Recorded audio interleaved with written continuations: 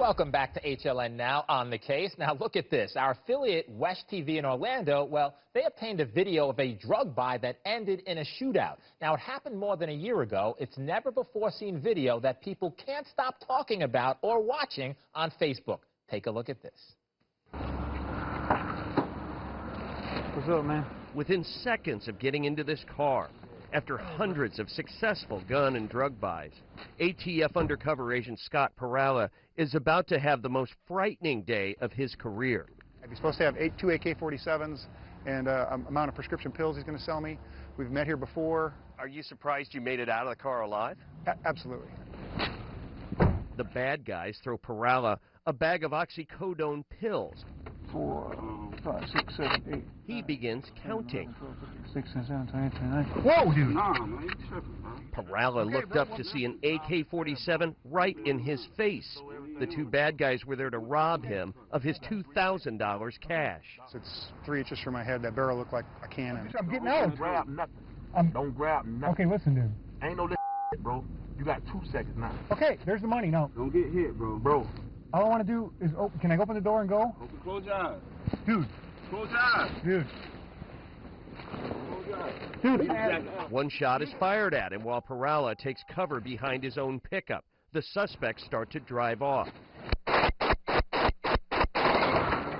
Jeremy Williams and Beaver Duncan, two prison release reoffenders, shot it out with responding officers, then ran behind a daycare center before they were captured. Duncan's loaded handgun was discovered inside a fence at the daycare a year later. The agent was shot at. ATF Supervisor Joe Lensick says when an agent like Perala is working deep cover, they strive to make those deals in public places.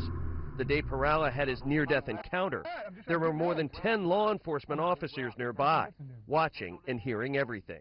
Was it necessary to be in such a public place? And typically, if someone's inclined to do a robbery or commit a violent act, most bad guys aren't going to do it in broad daylight in a public area. Though they're extremely dangerous, Lensick says deep cover operations build the strongest cases.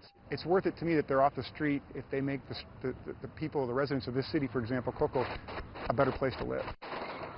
Now that undercover officer clearly is very thankful to be alive. And Susan, let's talk about this. You know, Susan, back in my days as a prosecutor, right, when I was a good guy, now I'm a bad guy, defense attorney, you know, I presented a lot of these cases, and you have these undercover officers, Susan, who put themselves in jeopardy every day, and it always amazed me the extent to which they'd go forward for the community. Do they want to be that? You said it's a quick way to becoming a detective. A lot of them become detectives out of that, and, you know, they volunteer for it. But even as I'm interviewing them in my office, I'm saying, unbelievable. And that's the risk, that they're going to find out who you are and shoot at you. If one thing went wrong there, Susan, what do you think happens, right? Wow. They don't make it out alive, and that's why these things, you want to detect crime, deter crime, and get drugs off the street, but boy, Susan, that's a heck of a way to do it. The undercover officer who we heard from, obviously no longer undercover. No, but you know what? Good Promote ending. him The to criminals detective. are in justice. HLN on the case. We'll be right back.